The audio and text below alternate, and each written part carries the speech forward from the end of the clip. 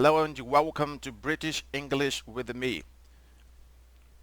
Good morning, good afternoon, good evening, wherever you are in the world. Onwards and upwards with another British English grammar lesson. For those of you who are new to the channel, I'd like to present you these advanced grammar in use from Cambridge University. This is by Martin Hewins. This is a self-study reference and practice book for advanced learners of English. This is proper grammar actually. This is going to be the unit 24 where we're going to be addressing passives in English. It's really important to understand that unit because we use those sort of expressions, sentences all the time to understand proper English.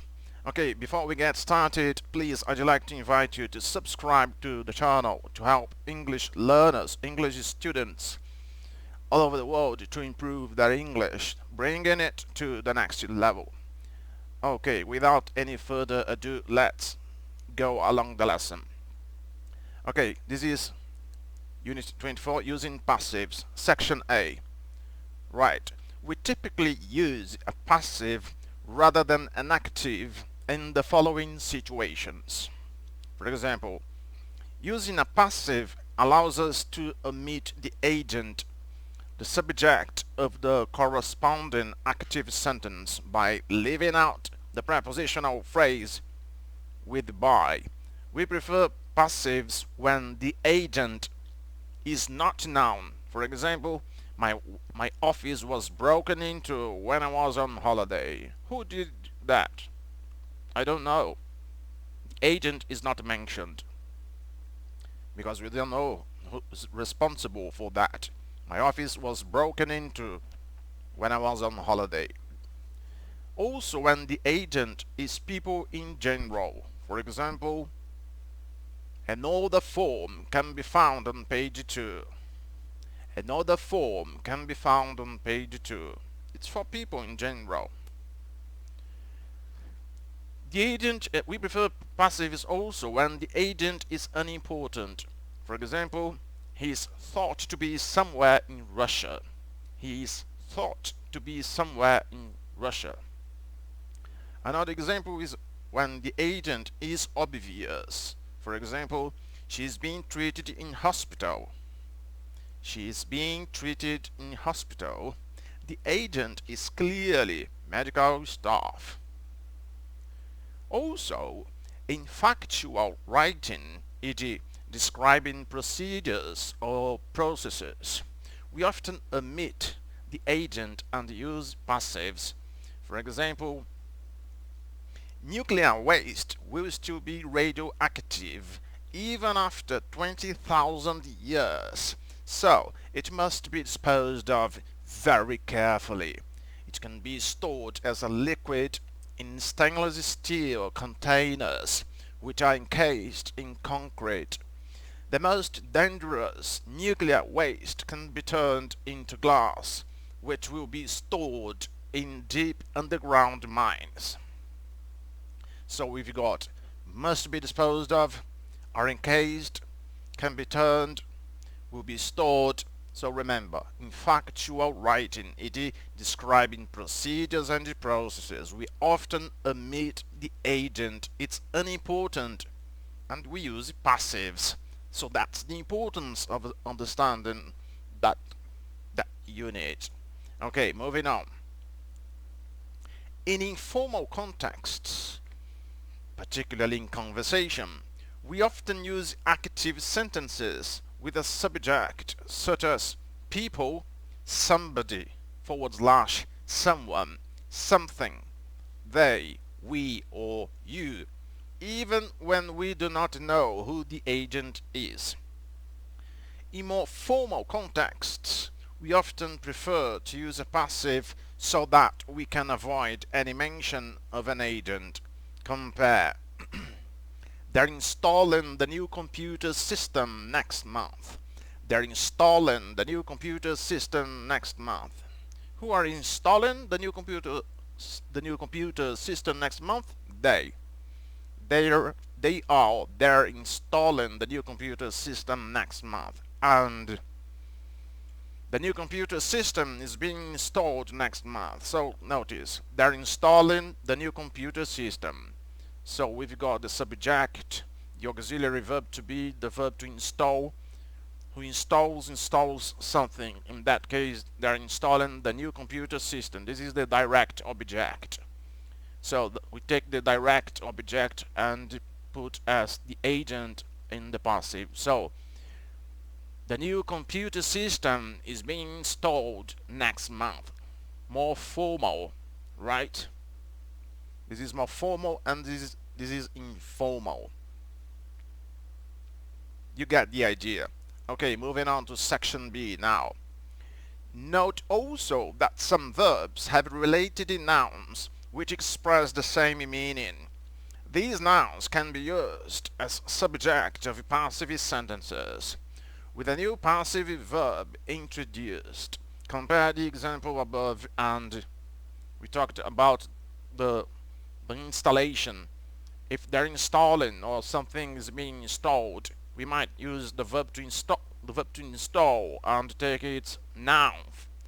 For example, the installation of the new computer system will be completed by next month. Again, the installation of the new computer system will be completed by next month. It expresses the same meaning, right? Okay, moving on to section C. In English, we usually prefer to put the topic, which is already being talked about, at the beginning of a sentence or clause, and a comment on that topic at the end. Choosing the passive often allows us to do this. Compare these two texts and note where the topic in italics is placed in the second sentence of each. The second text uses a passive where the emphasis is on the safety valves. Okay, for example, the 3 machines tested for the report contained different types of safety valve. The Baron Group in Germany manufactured the valves. And then the 3 machines tested for the report contained different types of safety valve. All the valves were manufactured by the Baron Group in Germany. So notice that we take the topic is placed in the second sentence of it. The second text uses a passive where the emphasis is on the safety valves. So in the first case we say the Baron Group in Germany manufactured the valves. But when we say the 3 machines tested for the report contained different types of safety valve, all the valves were manufactured by the Baron Group in Germany. So we've got the topic at the start of the sentence, and then a comment at the end of the sentence. Okay, moving on. Using the passive allows us to put long subjects at the end of a sentence. So, for example, I was surprised by Dave's decision to give up his job and move to Sydney.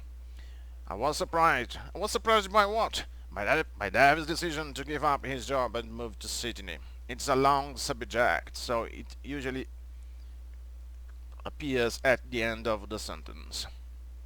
And is more natural than, for example, Dave's decision to give up his job and move to Sydney surprised, although the choice can depend on considerations of style and context. So it's more common to say I was surprised and then the longer subject at the end of the sentence or clause. Okay, moving on to section D. Instead of making that clause the subject of a passive sentence, it's normal to use an it clause. For example, everybody believed that the plan would fail. This is in the active form. We might say everybody believed the plan would fail. So we've got the subject here. This is the active form. Everybody believed that the plan would fail. But if we wanted to put it in the passive, we take the object believed that the plan would fail, and we might say it with it. This is an it clause. It was believed that the plan would fail. It's in the passive, it's more natural than everybody believed. It was believed that the plan would fail. It's in the passive. It's even more natural than that the plan would fail was believed by everybody. That the plan would fail was believed by everybody.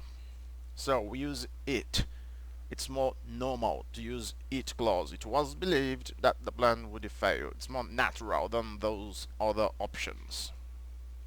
Okay, and that brings us to the end of that lesson. If you needed to go over that lesson again, where we consider the use of passives, taking into consideration the ways we omit the agent and when it is mentioned, it's really important. It's fundamental actually to understand passive and active forms of verbs. Okay, I hope you've enjoyed it. Please subscribe to the channel and share the content with the English learners and English speakers all over the world. I would like to emphasize that by studying like that, you're learning thousands and thousands of words. You're learning grammar and pronunciation, connected speech, elision, intrusive ER, stressed words, stressed sentences, only through one exercise. That's it for today. I hope you've enjoyed it. Have a lovely day. Cheers.